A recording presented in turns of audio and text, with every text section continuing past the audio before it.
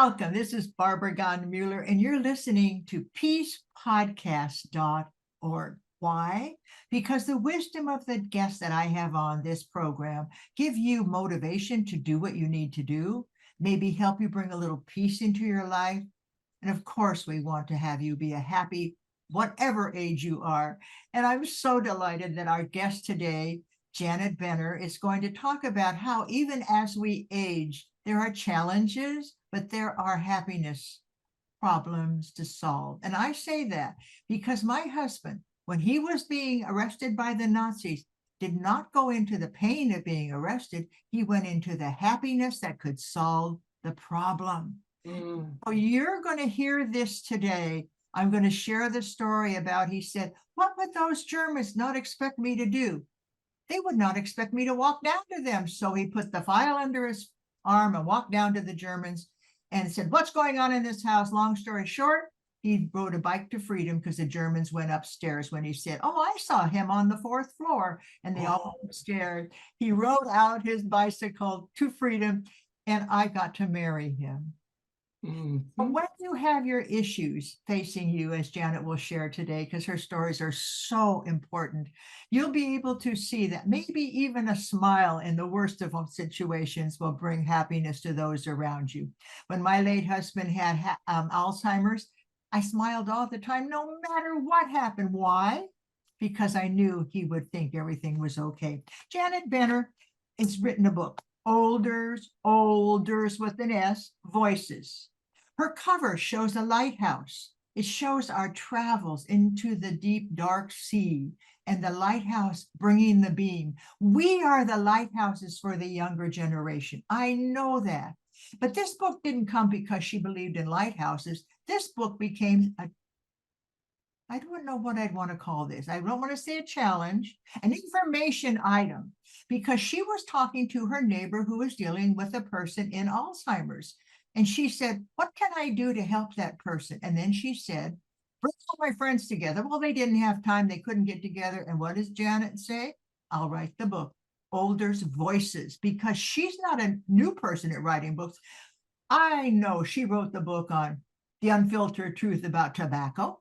She wrote the book about having the courage to, let's see here, what does it say in the back of her book? Whitney, if you don't understand football, get her book, Mysteries Revealed of the Feminine Fan of Football, and last but not least, The Way That You Can Survive Being a Parent. So there you go.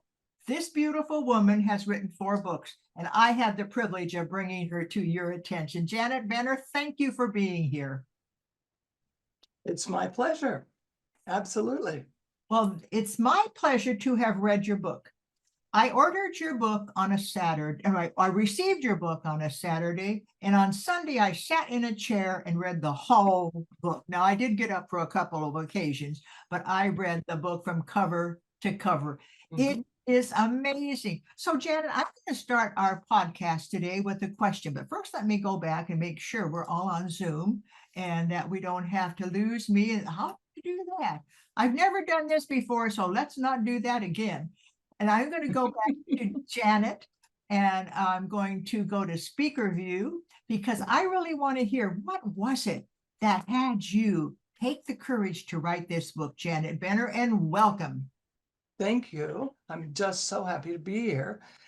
What it was I had a friend who was housebound and from illness. And I thought, I'm going to get all these ladies, these 80-year-old ladies, and we're going to have a group, because I've done groups, as you could see from my book, all my life. So this was going to give support to these people who weren't feeling well. And it was hard to get that together. And so then I decided, maybe it's a book. I'll get all these people to contribute to the book. And I was going to call it 80 something. Then I decided 70s would be good. So I made up a word. Olders is not a word, but I didn't want it to be elders because that implies some great bunch of wisdom or something. So I made up the word olders voices. And I began asking people. There are people in this book from all over the country, and there are people there's one from Canada and one from Mexico. So there are people from all over the place participating in this. And I'm so grateful because, as you read, they're fun to read. They're not, some are sad and some are kind of twingy, but mostly they're just fun. It's just interesting. It's so wonderful the way, rather than giving their name, you give their birth date. I'm looking at chapter 10, and you have 10, 26, 47. And her first words are, aging is an unexpected challenge. Mhm. I Yes. found that as you read these stories. It's very interesting. There are only a few things that are in common, and one of them is that people feel younger. They feel like their old selves inside, and yet then they look in the mirror and they say, "Oh no, wait," or they walk around the block, "Oh no, wait." But they feel young in their minds. It's very interesting. So that was one thing that was in common. So they have an age, a calendar age, and they have a spirit age, and their spirit age is young. Is that what you're saying? That's right. Their spirit age is, 45 or whatever it was when they were doing things. And now they're, a little bit older. And it was interesting when I was asking people, and you've seen the list of questions, and they're about how are you feeling and how are you doing, and you have a walker, and how does that feel, and do you do sex anymore? Well, the sex question caused some people just not to be willing to participate at all. But that's one of the reasons that I did it anonymously, so that they would feel comfortable to do it. And there are still people our age doing sex, so that's interesting. And mostly the couples are just playful. They're just nice to each other and playful and give each other comfort. But mostly there's not a whole lot of sex going on at our age, I'm sorry to say. Well, sex is an interesting word. I like the foreplay, and I'm sure a lot of seniors like that too. And that's what I realized when I read also on 10, 26, 47, chapter 10, that emotionally, I've never been better. I read that theme over and over and over again. And I say that to my children and my grandchildren. I've never been happier. Oh, that's fabulous, isn't it? That's wonderful. So Yeah. the emotional part of us matures in a way that accepts us, right? What else have you learned about the emotional part? Um, Well, it varies. And one of the reasons that I was doing the group here was that one woman was taking care of a very ill husband. Another woman was taking care of a husband with Alzheimer's. So we have all different kinds of things that are going on in our lives. I'm very fortunate. My husband is younger than I am. So we're very lucky because people have all kinds of things to confront as they get older. I think you hit the nail on the head, gratitude. Being in gratitude for where you are right now, regardless of how it could be, but being in gratitude. I got that over and over again. Sometimes I read these words. I so strongly believe that what we say is nice to others, is to be nice to others as we age. I see a lot of olders not being so secure in themselves. And I think your book gives us the security that we're all going to age. So let's get with it and enjoy it. Yeah, and I was going to tell you that I've had unsolicited comments about the book, people that I know, but that have written me notes how much they enjoyed it, how wonderful it was. It wasn't that I said, "Could you tell me if you liked my book or not?" And I just had so many wonderful responses to the whole thing, and that's great. I mean, people are really benefiting from it. And I did want to say while I'm doing this that I wanted to get this book out there because I think people enjoy it. And it's not about the money. I don't, I mean, it'd be nice to get a whole bunch of money from books, but that's not what this is about. This is about people enjoying the book and reading other people's experiences. Because there's some very and interesting stuff. There's a lot of spiritual stuff. You've probably noticed that there was a lot of, and there were experiences of people having other people, their deceased partners or whoever's showing up in their lives in ways. I think that's very interesting. I had one of my friends said, "Oh no, there's no afterlife." That's one of the questions, by the way. Do you believe in an afterlife? No, there's no afterlife, but he does then talk about that he'd been visited by both of his deceased wives. And I said, wait a minute, there's no afterlife, but these women are visiting you? I don't quite understand that. Uh-huh. So that's it. But there are several like that. You probably noticed that there were several like that of people visiting from an afterlife of some sort. Who knows what that's all about? There's so many questions, aren't there? There are. And what I loved about your book was you did not edit their voices. Tell me about. No, okay, so this of course went to the publisher after I was doing research for this event that we're having, and I discovered that it's exactly 2 years ago that I started this. And so the first year was spent getting the stories. And so they send me their stories, and if there's something really off, I say this doesn't work. This is too grammatically incorrect, But generally, it's exactly what they sent me.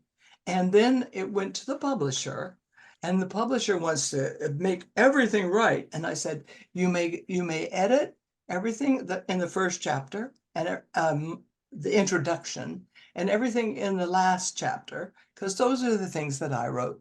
You may not touch or look at anything else, because I really, and you feel that when you read the book, it's really how they feel in a very sincere way, and the way they express themselves. And I think that's one of the upsides of the book. I think that's the really great part. In their real voices. And get this, if you buy this book, what's the first thing you're going to say? Janet, you said it to me. That's right. The print is larger. Oh, good. It's big print. It's true. I can't tell you how many people said that to me. Oh, great. It's big print. Yeah. I want to say one more thing, and that is that Frank Basilici is the one who designed the cover, and he also gave us the subtitle, which is Wisdom Gladly Shared by the Chronologically Gifted. Don't you love it? Oh, So boy. the man who did the cover also gave us the subtitle. You I'm know, going to give him a so, little air. yes, and the No, cover is that's good. fabulous. And Basilici. that's it. The cover is fabulous. It proves that we are the lighthouse of the future and we are the wisdom keepers. I've always said that to my friends who are aged. And they always say, well, how do you keep your youth? And I said, because I keep my happiness, I keep my gratitude. I have a gratitude journal. Every day I write in it. I keep little statements around me from Wayne Dyer and others. In fact, today from Wayne Dyer, it says, attempt to feel what would make others most happy and fulfilled. And that's why I do peacepodcast.org, to give other people the joy of meeting the people that I love, like Janet Benner. I And want to tell you one more thing. oh, And I that hope is, you do. yes, I'm going to tell you one more. On Sunday, which was Mother's Day, we were parked outside of Trader Joe's to get something. I don't know what we were getting, but there were hundreds, literally, people buying flowers for the people that they loved. I thought it was the most loving, beautiful gesture. So many flowers coming out of that store, going to mamas here and there and everywhere. I just thought it was wonderful. That is so beautiful. We really do appreciate getting older, and moms are not necessarily the youngest people, but they're full of gratitude for having you, my children. I thank my children all the time for being in my life, and I thank them. And I thank my grandmother. I was lucky enough to have two grandmas and a grandpa when I was growing up. Yes, me too. Yeah, and that makes a big difference because they love you unconditionally when your parents are busy. So there's so much wisdom. And then the publisher, you hired somebody to publish your book because you Right. that was what would be the right way to go, right? Yes. Well, I'm not a movie star or a big, well-known politician, and it's really hard to get your book published unless you are one of those. So yes, I found a publisher, the Newman Springs. Yeah, I like him. In fact, yesterday when I was talking to Midwest Book Review, he said, send me the book. I'm going to review it because he's also 81 now. And he said, I'm going to review the book. Now, he usually sends it to his 86 other reviewers, but he wanted to do older Oh, books. he was going to do it himself? I Yes, saw that, what you sent me, and I wondered if he was going to do it. he is. And I sent it to him by priority mail yesterday. So let's see. I wanted him to get it right away. One of the things that I keep reading about is I no longer try to be something I'm not. I have accepted who I am. Is that a theme that runs through these older voices? There's a few of those, and I think of one in particular who was the she was the president of the Lung Association locally. A number of these people were people that I worked with in the tobacco control and that sort of thing. Um, but that was what she said, that she can be whoever she wants to be now. She's done what she needed to do, and she can be and do whatever she needs to do now, whatever. And she has a husband who she's crazy for, and they also had some of this fun that we were talking about earlier. Yeah. And I also read things like, I no longer have to prove myself to anyone. And That's her. I think you're being her. Yeah. Yeah. we accept who we are. Uh-huh. Um, people say to me, well, how come you're so happy? Because I choose to be happy. Robert wrote the poem, Decide to Be Happy, decide to be friendly, decide to be healthy. I have Uh-huh. my podcast.org. Those of you who want more than Janet, go to peacepodcast.org. I'm wearing a hat. And on the hat, Robert wrote, Decide to Be Healthy. That's my motto. I I love it. decided to be healthy. Yes. So, Janet, what was your decision in life? Let me see. What was my decision? I'm Nothing not sure. I'm not sure. I think honesty and to be loving, and I'm absolutely so approve of and appreciate what you do in terms of peace and love and that sort of thing. I think it's so, that's where my heart is. Thank you. I think us women and men, as we get older, all we want is peace for ourselves and our grandchildren. When my late husband, Robert Mueller, died, what did we put on his tombstone? A life spent working for peace. And if you want to continue working for peace, go to robertmueller.org. How I many love people it. have their website on their tombstone? Not so many. Yeah, that's wonderful. You That's do the same thing, Janet. Don't die though. Just have a tombstone. just put a tombstone out there. Yeah, but it's so wonderful. Every time I have somebody like you, I feel like there's a story there, an untold story. Is there an untold story you want to share with our listeners today? I just think that there's so much information. I'm 87 now. And so there's so much information and so many things going through your brain for so many years that it's pretty interesting. But the big one was the loss. I just got news the other day that one of the people who is my age, the people in this book, some of them I have known since I was in kindergarten. And Wow, yeah, and so they're from San Dimas, where I grew up. So there's several of those. And that's fun and interesting to know people that long. And there's loss because some of them are going away now. that's why I do these peace podcasts also, because I have many people on there because you're going to be 129 or 130. And some of these are no longer on the planet, but their words are there. Their Yeah, yeah. words are Well, there. likewise, there's two people from my book who are no longer with us. The Yes. 99-year-old woman that wrote I thought, just adorable poetry, which is the last chapter in the book, besides what I say.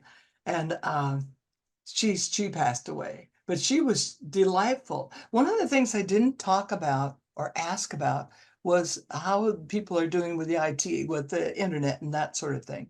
And there's one woman who does not have a computer, never learned how to use a computer, and sent me her story, handwritten like a letter. I mean, it's just so interesting to me how anybody could live in this world and not do, computers. Yeah, It's- I don't even learn how to spell. I just go to Google. How do you spell incompetent? Okay, Google. Because I am, is there something like that? I'm incompetent. How do I spell that? They spell it for me, and I feel okay. That's how you spell it. Yes. You have 29 voices in this book, and each Uh-huh. one is a novel in itself. And Mhm. it's almost like this is a trailer to their life. and a testimony to their life. And I hope each of the people who are watching today might buy this book for their grandchildren or Mm. create your own. In fact, I've been thinking of an idea for Janet, which I will be sharing in one of our future podcasts, of hearing from voices who read the book. Tell us your story in 2 sentences or 20. Let us put it on the website. Let's have older voices continue. Yeah. I'll tell you more about that later, because this is how a friend of mine said, do you have any regrets? And he did a book about the regrets people had. Well, they couldn't Oh, stop writing.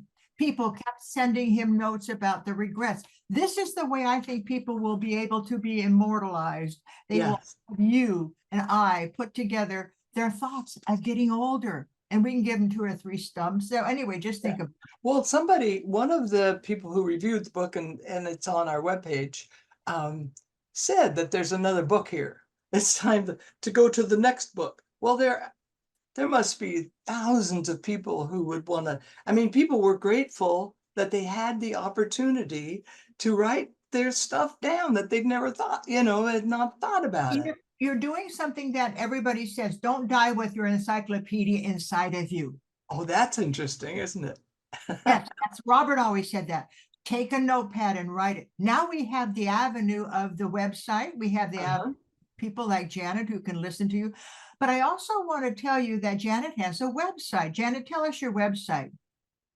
What do you mean tell you about? It just tells about the book, you mean? And it has the So how to get there, reviewers. oldersvoices.com. I just needed you Oh, to. oh, it's you mean you want the HTTPS? Uh-huh. Okay, HTTPS colon // oldersvoices.com. Olders without apostrophe, No voice, apostrophes, it doesn't take apostrophes, no. Oldersvoices. oldervoices.com. And it says on the front cover, wisdom gladly shared by the chronologically. Chronologically. That's a hard word. Chronologically, that means, chronological. Chronologically gifted. And I think we're the wisdom keepers of our planet right now. Huh? And we aren't dying as young as a lot of our grandparents died. I know. So we keep our brain on, and people say, how do you keep your brain on? I'm going to give you my secret: chocolate. I take I eat chocolate before I do a podcast. I eat chocolate if I'm going to do a speech, because and endorphins get into my brain, and I don't know why it works, but it does. So I want to tell everybody that read Janet's book, Older's Voices, eat a piece of chocolate and see how you feel. And But I was my reward for doing this with you today, because I was a little nervous, and my reward was chocolate and a graham cracker. see, So when we're through here, I'm going straight to the chocolate, but I didn't know I was supposed to do it before. I wish I'd known that. oh, you're doing great. I always have a little container, and it's very small, for my chocolate. And I keep it next to me. So when I do a podcast or I do an interview or I'm on a Zoom, I belong to so many boards, the Rotary Action Group for People. No, good for you. Good for you. I love that you're so active and doing such good work.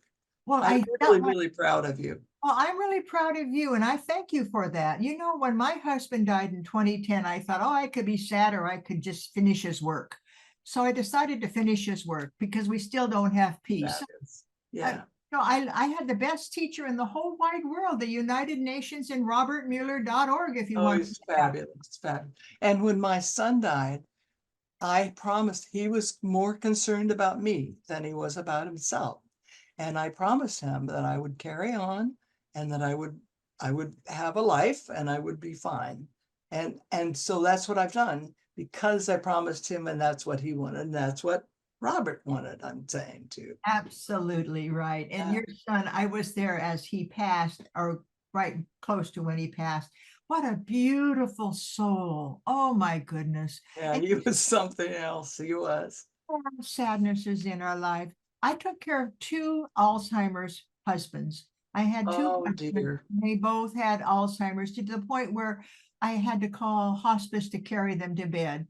But it didn't matter. I was alive and I was there for them. And I always Oh, smiled no matter yeah. what happened. And I Oh, even, that's so good. you, That's so that's good. the whole secret, isn't it? What? to keep your smile on your, Keep going, keep going. Yeah. yeah. And Well, I, if you have things in your life that engage you, yeah. that's key, Janet. That is key. Keep that brain active, but you have to work at it. You have to exercise a little. She rides her, I remember you telling me you ride your exercise bicycle 30 minutes a day. Yes, I You do. keep your brain active. You have a I young, do 5 puzzles every day, and one of them is have you ever done that connections thing not in the yet. New York Times? You don't want to because it's too hard. Really So, great with but I Sudoku. do that sort of thing, and I do Sudoku every day. I do that one too. Yeah. Can find it. But the most important part is you see, Janet and I, we're both past 80. We both love our lives. We both also are writers. I've written the book. I've written many books, but the most important part is our energy. We keep our energy up. Maybe we eat right. Maybe we have a little more chocolate than we're supposed to. But it That's what surprises me, Barbara, is we have so much in common. I love chocolate. It's my best. As you get older, your taste buds kind of diminish. Did you know that? yeah, Things don't taste like, except for chocolate, still tastes very good. yeah. Oh, I just love you. So Janet, is there a last word you want to say? And then I'm going to close. I thank you for having me, number one. And number two, I just hope people see the book and enjoy it as much as other people have enjoyed it and get some message, some words that will help them out. Because I think it's good for olders and it's good for youngsters too. It 'Cause is. then they know what their old people are going through and what's going on. So yeah, I that's my last word is thank you very much for having me. It's an absolute pleasure. I ordered my Elders Voices on Amazon, and her name is Janet, Benne, excuse me, Janet, Benner. Uh-huh. And I got it the 2 days after I put my order in. And as I said, it arrived on a Saturday. I put it aside until Sunday, and that was my church that day. I just sat down in a chair and read the book cover to cover. After I read the book cover to cover, I thought I got to write a review on Amazon. So then I went to Amazon and I wrote a review. So if you want to know what I said about the book, go to Uh-huh. Amazon.com, put in Older's Voices, Janet Benner, and you'll see I am the first reviewer on that. It's also on our webpage too. We also put it on on the webpage for the book. So And your review is there as well.